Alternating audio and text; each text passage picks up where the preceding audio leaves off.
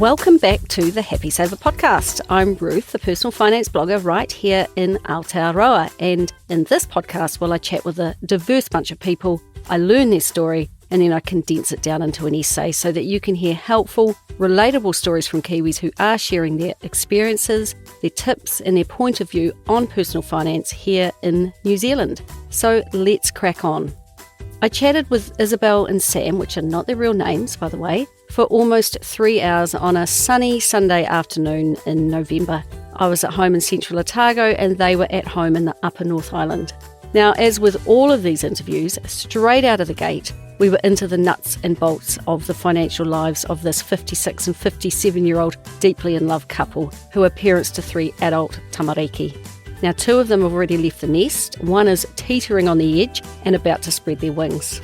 Very handily, Sam had sent me a 4-page vision board of their financial life and their journey, which gave me a bit of a heads up into the type of people that they are. And to sum it up, I'd say that they are creative planners who work as a tight team towards their goal of creating a really strong financial footing by the age of 60. He said that he is like a balloon, impulsive and trying to float off in random directions, while she is the rock who grounds him. Today, Sam is working as a career consultant and Isobel in administration, and both are finally hitting their financial stride as they work their way towards a retirement of plenty. Their intention is to reach what is referred to in the early retirement community as coast fire. I've taken this description from the new J.L. Collins book Pathfinders, and he describes it as when the money our money earns is enough to reach fire at a point in the future without the addition of new investment cash. This is the power of compounding at work, and by calculating its future date and matching it to the time you want to retire or not, you can stop saving and begin spending all of your current income. Your already invested money will take you to FI by itself. And for Sam and Isobel, the age that they will reach this point is about 60. But let's go back to what got them to this point. And before I move on, you know the drill. I've just got a quick message from today's sponsor. I'm a massive fan of creating multiple sources of income because I believe it makes you more financially resilient. However, you need to be sure that extra hours spent working on a side hustle translate into actual money in your pocket. PocketSmith helps manage secondary income from a side hustle by integrating various financial accounts, providing customizable budgeting and cash flow forecasts, and offering a detailed dashboard unique to each side hustle for transaction management and net worth tracking. If you want to supercharge your finances with PocketSmith, have we got a deal for you. Happy Saver listeners get a whopping 50% off your first 2 months of PocketSmith's foundation plan. To get your deal, go to pocketsmith.com/the Happy Saver. That's pocketsmith.com/the Happy Saver.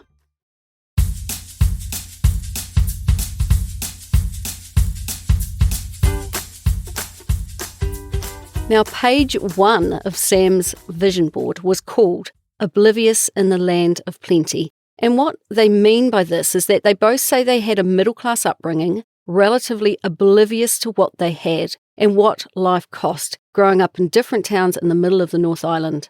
Sam was one of 4 kids, Isobel one of 3, and money and how you get on in life was never talked about at home, and both had loving parents who worked hard but sometimes played a little too hard. To a point, any opportunity that presented itself to them was theirs for the taking, if they wanted it and were prepared to put in the mahi to achieve it. Sam's father had a business and some grandiose ideas that it would produce more money than they could shake a stick at. But the reality was that it was up and down in terms of its success, while his mum held down a steady job cleaning. And it was hindsight that opened his eyes to the fact that in many ways, her largely unrecognised efforts formed a stable backbone to put Kai on the family table. But there were times when they went into debt to provide for the family, not that he was made aware of it at the time. From about the age of 12, both Sam and Isobel began to earn their own money, working all manner of jobs like doing a milk run, picking, packing and selling fruit, working in a dairy and a stint at a chemist, and it basically gave them both pocket money for lollies. And as they got older, the jobs required a bit more from them and paid much better too. Sam spent a number of summers picking up rubbish for a local council, working in forestry, and then he worked a bit with his dad, who was a miner. Now, despite money conversations not happening at home, His parents taught him lessons in more subtle ways, and Sam recalls he was helping his dad out once when he noticed, but walked past, 10 cents laying on the ground, and his dad stopped him and told him never to be too proud to pick up found money, even if it was just 10 cents, and that you should never take money for granted. Now, that wee story reminded me of a similar conversation I had with my daughter when she was about 10 years old. I'd picked her up from school one day and we were walking home, and we happened to notice a group of her classmates struggling with putting money back in their pockets after having stopped at the dairy to buy lollies. One of them managed to drop all of their copper and silver coins on the ground, but they didn't even bother stooping to collect them, instead saying small coins are a waste of time. However, their friend at the rear did. He spent a good 10 seconds gathering them all up. It was probably about $1 worth. And I asked my daughter who she thought would end up wealthy. Definitely the last kid was her thought. All money has value is the moral of the story. But back to Sam and Isobel though. Basically, they both felt they always had plenty and were more or less oblivious, they said, as to where the money came from to keep the family sheltered and fed. And Sam in particular, he used a lot of family phrases, and one memory of that time was the phrase, "Your last shirt has no pockets," meaning that you can't take money with you when you die, so you might as well spend it. So even though Sam's dad encouraged him to pick up found money, the purpose of money was to buy material things, he said. One large expense for Sam's parents was actually to pay for him to go to Wellington and attend a boarding school for 5 years, and it was again only later that he realised that his parents were paying off those debts long after he finished school. So the cost of his education was never spoken about. Both Isobel and Sam ended up studying at Massey University in the mid to late 80s, and they were both the first from their families to study at a tertiary level. And heading off to study was an easy choice for Sam. His dad had lined him up with a job at a local bakery, but his mate had said to him, "I'd just come to university with me and party." So in hindsight, given he now works as a career advisor, this was not the best way to plan a career, but off to uni he went. And when advising young people what to do when they finish high school these days, Sam's opinion is that we are wrong to expect them, young people, to make such a critical decision about what they want to do in life so early in their vocational development. Some just know, but many don't. So why spend all that dosh on study when for many they make the wrong study choice, which is what in hindsight he did. His advice is that a gap year, not a sit on the couch year, is a huge advantage in narrowing down what you are interested in. Take a year to try as many different things as possible and be adventurous, curious, and above all, explore what the world has to offer. And his view on career planning is that he thinks it should go hand in hand with financial planning. He thinks of careers not as jobs, but rather as sources of income, and you want to have as much diversification and therefore potential sources of income as you can. Isobel studied social work, earning a Bachelor of Social Work, and Sam town planning, and he earned a Bachelor of Regional Planning. He took 5 years to complete his 4-year degree. She did her 4-year degree in 4 years, and they met in the final year of study. When they studied at university, education was free and student loans did not exist. They had to pay for food and accommodation, but it was a lot cheaper. So you didn't begin your young life saddled with debt as you do today. And looking back, they feel they were the lucky generation because everything that they felt they wanted to do was within their reach without being restricted by the cost of doing it. Now, with children of their own studying at a tertiary level, they can see the stark contrast between then and now. Before beginning to study, they both worked to save up as much money as they could, and they each returned home in the holidays to work in any full-time job that they could find, and both also worked during the academic year. Isobel mostly at Pizza Hut and Sam cleaning private houses. Now, I've always thought that if I had my time again, I'd clean private houses or work as a gardener. The money is good and you can work around your own lecture timetable. So for any student out there listening to this, get out there and give it a go yourself. They finished studying around 1990 and now a couple, they moved to Wellington, where she didn't use her degree at all, working in the library of the city's major newspaper, the Evening Post instead, earning about 25 grand a year.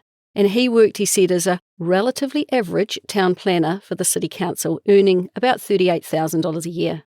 And next they entered what they called the exploring years. With no debt, good qualifications, and now good jobs, they spent 2 years saving their guts out so that they could head overseas and travel. And now a team with the goal to travel in mind, they both saved hard but separately during that time.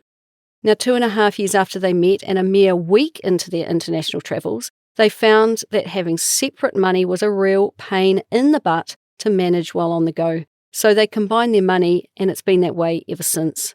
And I remember when Johnny and I reached that decision, it was at the checkout at the Kilburnie Pack and Save in Wellington, where we were doing some fast math to split the bill and simply decided it felt ridiculous to do so, and we combined our money soon after.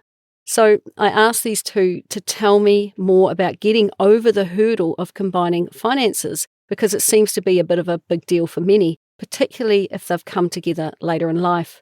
Well, put simply, they decided that they were a team in everything, including their putia. While she was the better budgeter and found saving easier, he used his creative skills to create vision boards about where they might travel, how much it might cost, etc. And he would create visual thermometers of how much money they would need to save up. So just think of those like community fundraisers where they have that giant thermometer with a financial target that they are working their way towards. The images he created were just like that. They had, and they still use, a picture to represent a savings goal. While each still kept their individual financial talents, two heads were better than one when it came to planning ahead. Over the years, their incomes have seesawed, with each of them out-earning the other from time to time. So it was easier for them to think about we and their combined household income instead of just I. In fact, one image on his vision board that he emailed to me shouts, "We are a team." And if that's not a good advertisement for combined finances, well, I'm not sure what is. The 3 years overseas was on a cycle of stop and work for a while and earn some money, blow money on fabulous adventures, and then repeat. And they worked in the city and in the countryside, in pubs and offices, as caregivers or security guards, even on a kibbutz, and even as servants for an incredibly wealthy family.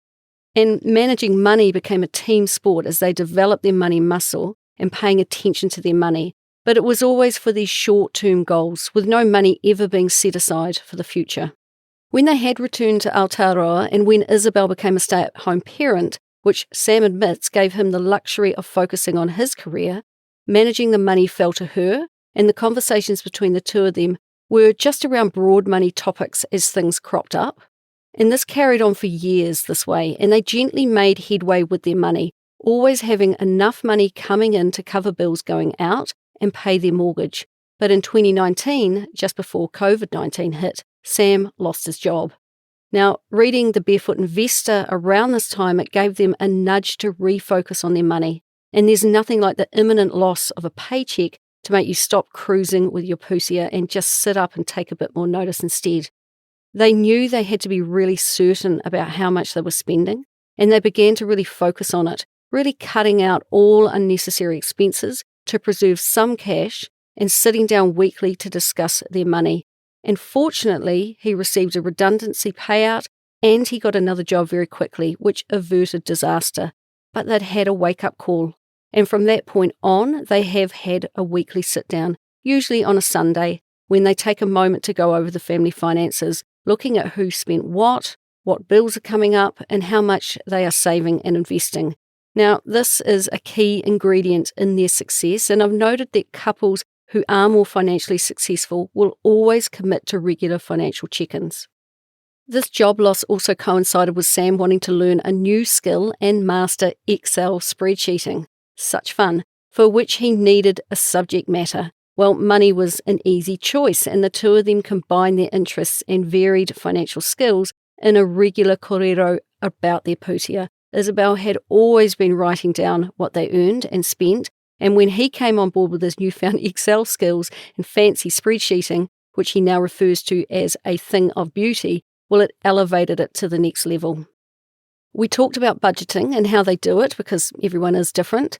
They now record all of their spending and income and plan for upcoming expenses.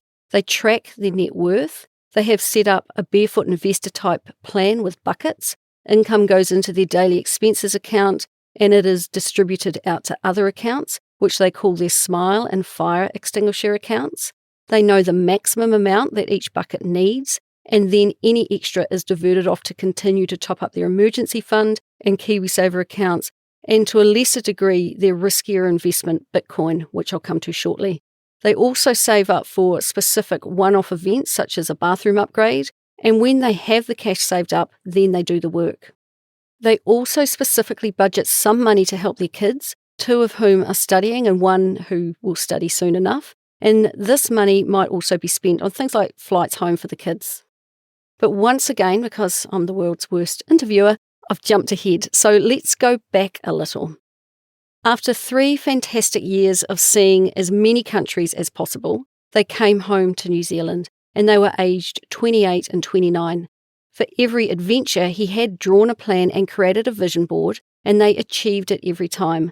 And they returned home with a head full of memories and no money. So next, they entered what they called their survival but fun years. They made a deal that whoever got the best job first would dictate where they both went. Isobel did, becoming a social worker in the Upper North Island, so he tagged along and volunteered in career planning until he got work as a security guard. They kept their spending as low as they possibly could, and they began to save their guts out again so that they could save the deposit to buy a home. It took them 2 full years, but in 1997, they paid $125,000 for a 2-bedroom home.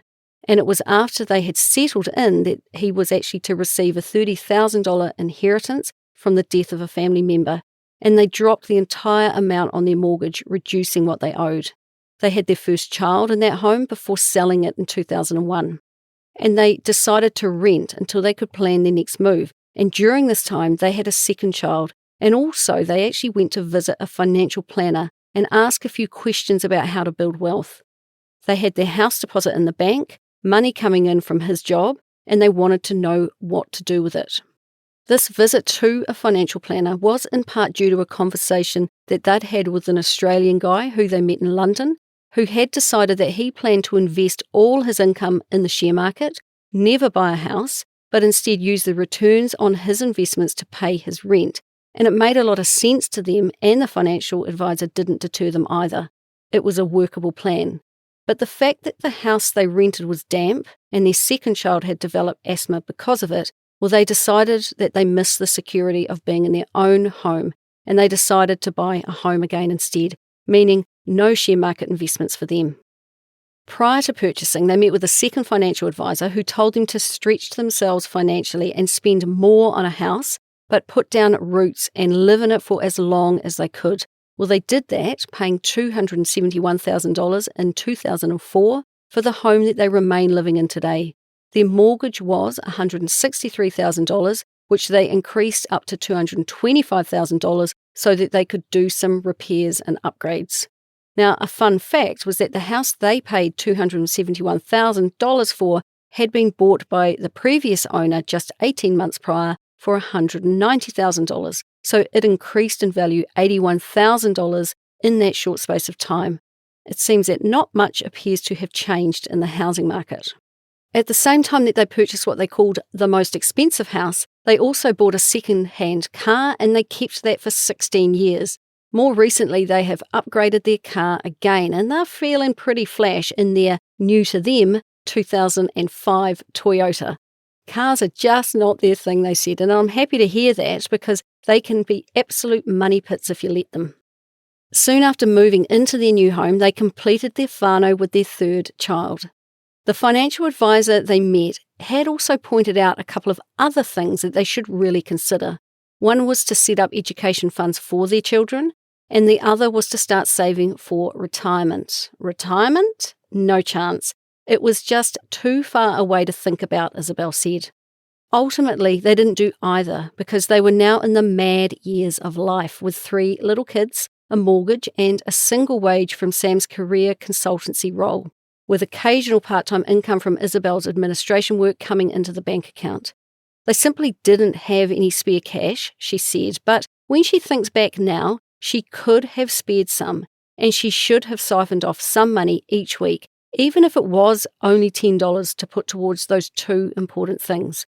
They could have made this happen, but they decided it was not important, And this is a lesson she will tell her kids, she said. And they could have found the money because Isobel is very thrifty. She gets a rush out of finding something she needs at the hospice shop for $5.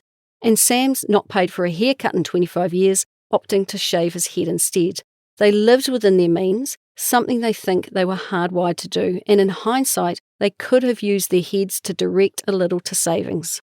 It sounded like they lived a very pared-back life, bare-bones existence if you like, but I needed to know where they found joy in life because no one listening to this really wants to hear that you get wealthy by having no fun.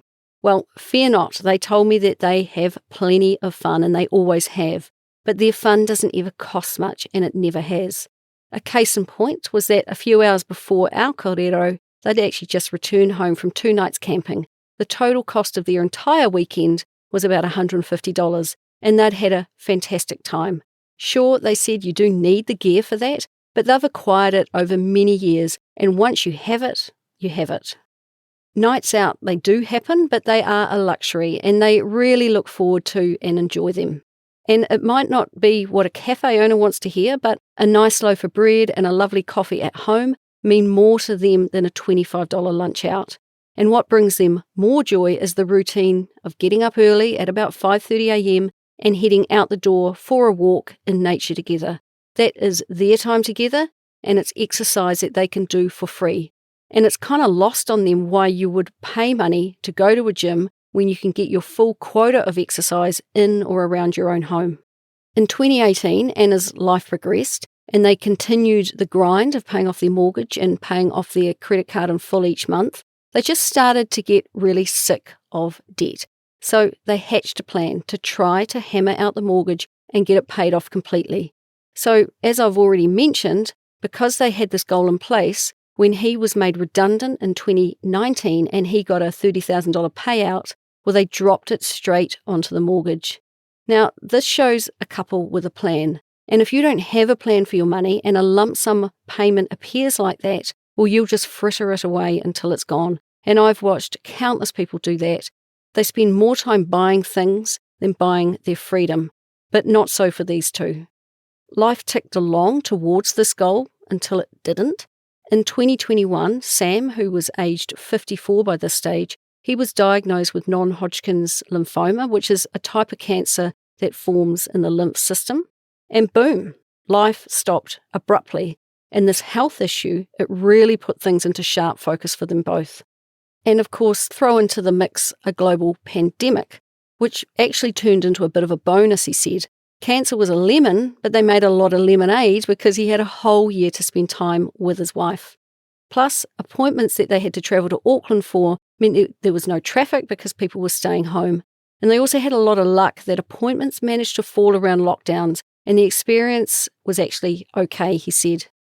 Now, despite my flippant talk about making lemonade and avoiding traffic, Sam was initially devastated by his cancer diagnosis and created a vision board for the journey that he knew he had ahead of him, which helped him cope and plan, which is such a great idea because he said it was a huge time of vulnerability for him. He was working for a government department at the time, and his employers were fantastic, supporting him in every way they could, and also providing sick leave until his income protection insurance kicked in 3 months after his cancer diagnosis. They had set this stand-down period to reduce their monthly premiums, and incidentally, he had been planning to cancel his insurance policy, but he had been procrastinating in doing so, and thankfully his procrastination really paid off, with his policy paying him 80% of his $92,000 salary for the entire length of his 1 year of treatment. When his treatment stopped, meaning he was well enough to return to work, so did his insurance, and although he was able to return to work, his body is still recovering from the ordeal. Isobel does not carry income protection insurance, but has trauma cover instead. While they had a financial plan before cancer, getting that diagnosis really made them put a foot on the accelerator and prompted them to step up a gear and manage their money better than they ever had before. Getting cancer definitely made everything come into a far clearer focus, which brings me on to page 3 of the vision board that he sent me, a page he has termed Ninja Boot Camp.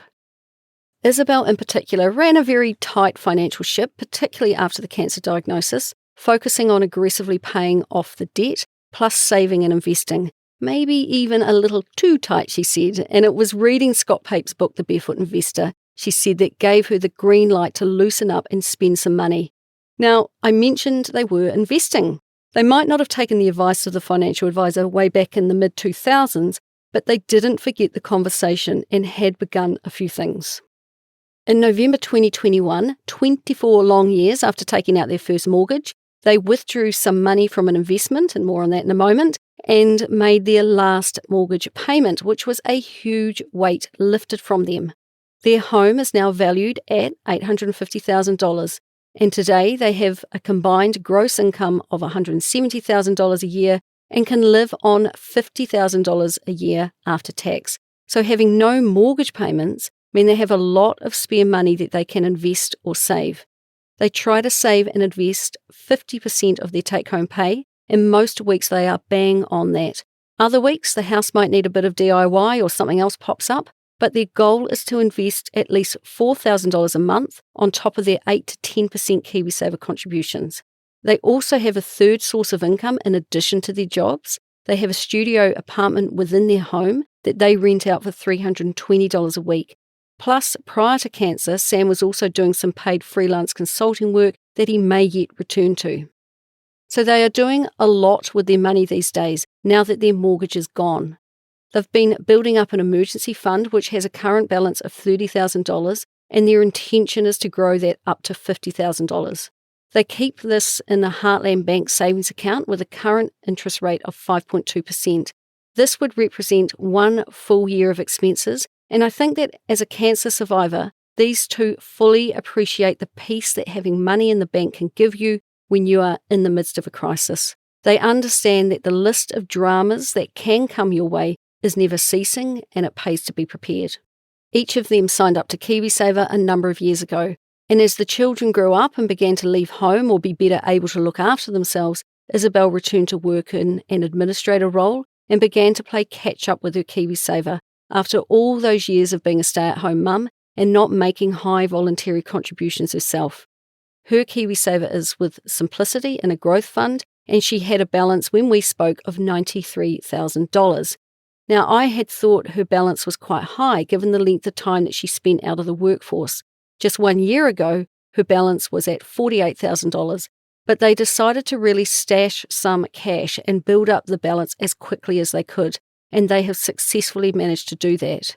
Her view is that by investing more heavily in KiwiSaver, which is locked in until 65, she is preventing Sam from spending it all on other investments, namely new cryptocurrency coins.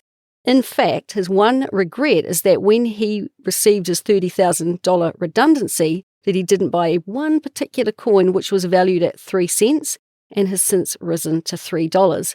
Sam said it a number of times. He is prone to veering all over the place, but Isobel holds him on a more steady course. Sam has 2 retirement funds. One is a KiwiSaver fund with a balance of $55,000, and it's with Kura. He chose them because they have a fund that allows you to invest up to 10% of your money into Bitcoin, something he is quite, very passionate about doing. And his other retirement fund is a state sector retirement savings scheme because he is a government employee, and it has a $70,000 balance. They think of their retirement assets as being in 3 different pots. 2 they can't access until 65, 1 that they can. And I asked why they are choosing to tie additional funds up into KiwiSaver, and she gave me the answer that I was kind of hoping to hear. She reiterated that by doing so, it keeps it in a place where it can't be touched. They know they will have a good chunk of money available to them at 65 and beyond. And their goal is to build the balance of each up to $150,000 as fast as possible. So $450,000 in total, which they will then let ride. They intend to have this done on or around the age of 60. As they near 65 years of age, they are still working it all out, but they think that they intend to have one in an aggressive fund, one in a balanced fund or a middle-of-the-road type fund, and one in a conservative fund. Then they intend to pull money from the conservative fund, which is the one likely to be more stable, to top up their superannuation, while leaving the others to grow longer term, which they will do because they are more exposed to the share market. The other major investment, and the one I've been hinting at, is Bitcoin, which had a balance of $174,000 when we spoke. Now there's a surprise, don't you think? And I don't want to be ageist, but they don't fit the usual demographic for cryptocurrency investors. So I was curious as to how it came about. Isobel was working for a guy who was hugely entrepreneurial and was a very early investor in Bitcoin. And at their workplace, he was constantly listening to podcasts about it, constantly talking about it, and also regularly buying what appeared to her to be this crazy concept. She would tell Sam about these conversations, and he began to be interested too, but they ignored the urge to invest as the value of the coins rose steadily throughout 2017. And they also watched its huge drop in 2018 before finally investing. Immediately after a particularly sharp drop, they invested $1,000 in 2019. They bought when it was valued at about 5,000 New Zealand dollars a coin, and while some might take up a hobby such as golf or pottery, they took up learning as much as they could about Bitcoin. They thought, let's join this wild ride. Because they now had some money in the game, and it was a speculative game that they were playing, they started to learn by reading, watching YouTube, and listening to podcasts. And for Sam in particular, this new hobby felt like he was travelling all over the world again, as he watched the evolution and impact this whole new way of thinking about money was having in different parts of the world. It made him really curious and deeply interested in the concept of money and the banking systems, and he's been learning ever since. They kept on tipping money in little by little, and over a 4-year period invested $65,000 of their own money. And when I said that they paid off their mortgage, well, this is where that final lump sum of $30,000 to clear their debt came from. They sold 30,000 New Zealand dollars worth of Bitcoin to make it happen, meaning that they now have $35,000 of their own money still invested in Bitcoin, which, as I mentioned, had a value as of November 2023 of $174,000. For those interested in investing in cryptocurrency, their firm view is that you only put in what you are prepared to lose. They are content with $30,000 exposed to a risky, speculative, yet potentially extremely profitable investment, and it seems to be working out well for them. They said that Bitcoin fluctuates so much that it can play with your head, and when I was creating this podcast, it was at 62,000 New Zealand dollars a coin, meaning that they own about 2.5 Bitcoin. He described it as a ferocious investment, that they are both super aware is a super risky asset. But he said he would not be surprised to see it tip over 100,000 New Zealand dollars a coin at some stage. And I wondered what their long-term plans were for this investment. And their reply was a long They were not entirely sure. And they said that while the Bitcoin in his KiwiSaver is taxed as they go along, they will need to pay tax on their Bitcoin if they sell it. Now, I was unaware of this, but the IRD website says that crypto assets are treated as a form of property for tax purposes. It depends on their income tax bracket how much it will be. This makes them mindful of selling, and it makes them unsure how they might use it in the future to top up their income. They do also invest in 4 other cryptocurrencies in a much smaller way, and for now they are happy to watch the evolution of it unfold in the hope that it has significant price gains. They are still working out how it will fit with their long-term strategy. So, what exactly is their overall long-term strategy? Well, becoming debt-free was definitely part of their overall plan, so that has a big tick beside it as having been completed. And they can't stress enough the freedom you feel when you don't owe the bank money. They will never, ever go into debt again, they said. And I personally think that there has to be a point in life where we commit to that statement. Otherwise, you will drag a mortgage around with you forever. Johnny and I have been debt-free for 17 years now, and we just up and decided one day that for whatever we want to do in life, debt is simply not an option. And it makes planning clearer, I find. When their mortgage got down to that final 30 grand, she used to say, it's so small, let's just keep it there and invest the money instead, which is an argument that you commonly hear. But forget the math, it was pure psychology for Sam. Debt straight up messed with his head. He was sick of owing other people money, plus he had a healthy dislike of the banking industry. He can be a little anti-establishment, he said. So no mortgage means not being dependent, and it feels so fantastic to both of them now. Their pay comes into their bank, and they get to determine what they do with it. They are playing catch-up at the moment, so are saving as hard as they can, and their goal is to have $500,000 invested by the time he turns 60 in 2027. They currently have $372,000 invested and a high savings and investment rate of almost $50,000 a year, so I think they will smash out their goal. They keep a close eye on what they have in each asset and will continue to pour money into each until they hit their number. As I mentioned, they want to increase their emergency fund from $30,000 up to $50,000, and they're working on it. And plus, they will continue to own the home they're in. And their goal is to get to 60 and 59 and work how they want to work. They both enjoy their jobs and they have no plans to stop, but they might decrease their hours if they choose to. The point being that they are actively creating options for themselves. But basically, once they have tipped over the $500,000 invested mark, they know that they could, in theory, reduce the hours they work because they will no longer need to direct so much of their income into those investments. Once those investments are fully stocked, they will then begin to grow and compound on their own. And that's the beauty of investing in the share markets via KiwiSaver and the like. Once they reach those targets, they know they can, in theory, earn a lot less and still pay their bills of about $50,000 a year. And then, of course, once they turn 65, they will begin to collect government superannuation, meaning that they can either choose to work a little or draw a little from their investments each fortnight to top up their income. They are creating options for themselves. And because none of us can predict the future, creating multiple avenues that you could turn down is an excellent way to plan. So it's a pretty good plan, one that they have begun to develop further since reading 2 books by Martin Hawes called 20 Good Summers and his more recent one called Cracking Open the Nest Egg. Plus, those wise words of one of my favourite Kiwis, Mary Holm, have also helped them formulate a plan. Plus, they enjoy the New Zealand Everyday Investor podcast because he is one of the few financial guys who's really into crypto, and the podcast What Bitcoin Did with Peter McCormack is also a favourite. Plus, last but not least, Mr. Money Mustache is a great resource for them too. Now, when I asked the question of what they would do if each received 10 grand, I got 2 quite different answers. Isobel would put some in her KiwiSaver, some in Sam's, and some into Bitcoin. Sam said that the Bitcoin price was looking pretty good today, and he would put it all in there. Well, Sam, I did some research, and I hate to tell you this, but I checked back, and you were wrong. The day we spoke, the price peaked at $63,361 a coin, and when I wrote this episode just 2 days later, it was down $1,163 to $62,198.